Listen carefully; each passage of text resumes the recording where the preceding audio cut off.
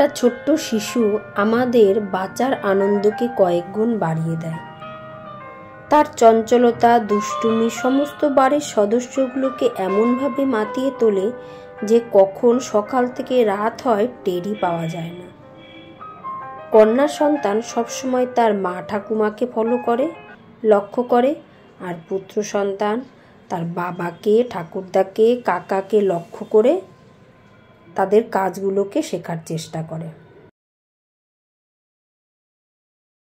যতদিন বাচ্চারা স্কুলে যাওয়া না শেখে ততদিন বাড়িতেই নিজের মতন খেলে বেড়ায়। ফ্ল্যাট বাড়িগুলোতে অন্য বন্ধু বান্ধব না থাকায় আনুষঙ্গিক বিভিন্ন জিনিসপত্রই তাদের খেলার সাথী হয়ে যায়। আমাদের ছোটবেলাটা অনেক বেশি রঙিন ছিল।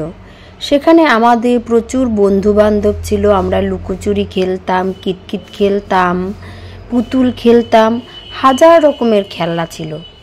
কিন্তু এখন মাঠহীন, বন্ধুহীন জীবন এখনকার বাচ্চার ছোটবেলাগুলোকে অনেক বেশি অবসাদে ভরিয়ে দিয়েছে।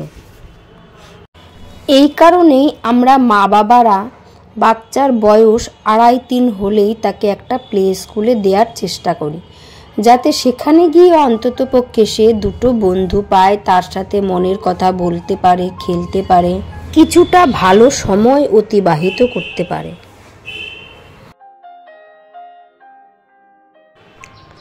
আমরা যখন গ্রামের বাড়ি যাই, আমার ননদরা আসে, তাদের ছেলে মেয়েদের সাথে আমার ছোট মেয়ে সারাদিন খেলতে ব্যস্ত থাকে।